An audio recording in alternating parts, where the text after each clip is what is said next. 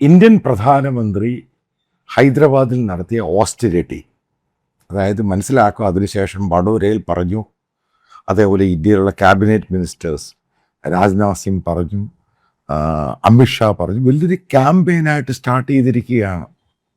അതായത് മെഷർമെൻ്റ് എടുക്കണം, കർബ് ചെയ്യണം. അപ്പം പുറത്ത് പറയുന്നില്ല, സംഭവം സീരിയസ് ആണ്. അതുമായി ബന്ധപ്പെട്ട് ചില ആളുടെയൊക്കെ അഭിപ്രായങ്ങളും ഒപ്പീനിയൻസും ഒക്കെ വരാൻ തുടങ്ങി. ചില എക്കണോമിക് എക്സ്പേർട്ടുകൾ വളരെ കൃത്യമായിട്ട് പറഞ്ഞു, ഇതെടുക്കാതെ ഇന്ത്യക്ക് യാതൊരു വഴിയുമില്ല മുന്നോട്ട് പോകാൻ. ഇതാണ് എൻ്റെ യാഥാർത്ഥ്യം. ഇതെടുക്കാതെ, ഈ സംഭവങ്ങൾ എടുക്കാതെ ഇന്ത്യക്ക് മുന്നോട്ട് പോകാൻ വഴിയില്ല. വേറെ ഓപ്ഷൻ നമ്മുടെ മുമ്പിലില്ല.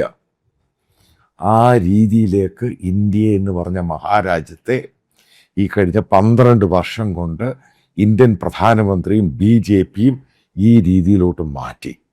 അതായത് എക്കണോമിക് കൊളാപ്സിലോട്ട് നമ്മൾ പോവുകയാണ്. മനസ്സിലാക്കാൻ സാധിച്ചത് 10 മുതൽ 12 മാസത്തേക്ക് വരെയുള്ള ഫോറിൻ എക്സ്ചേഞ്ച് നമ്മുടെ കയ്യിലുള്ളൂ. ക്രൂഡിൻ്റെ പ്രൈസ് ഇതേപോലെ നിൽക്കുകയാണെങ്കിൽ ഈ 10 മുതൽ 12 മാസത്തേക്കുള്ള ഫോറിൻ എക്സ്ചേഞ്ച് നമ്മുടെ കയ്യിലുള്ളൂ. അത് ഭയങ്കര അലേർട്ടും ഭയങ്കര വാണിംഗ് ആണ് ഈ സംഭവം.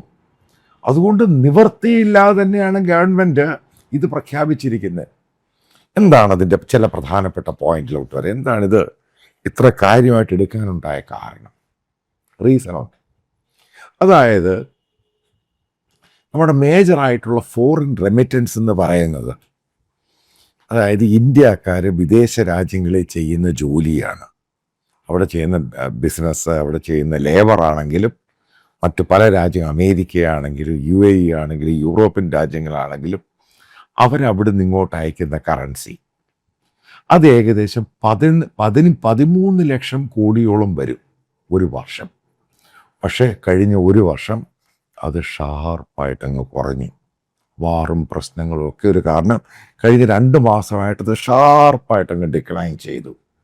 ഏകദേശം അതങ്ങ് ടച്ച് ചെയ്യുന്ന രീതിയിൽ 10 ലക്ഷം കോടിയുടെ ആ ഭാഗത്തോട്ടങ്ങ് പോയി. American H1B visa, American green card, അവിടെ ആൾക്കാർക്ക് ജോലി പോകുന്നു, ഷാർപ്പായിട്ടങ്ങ് ഡിക്ലൈൻ ചെയ്തു.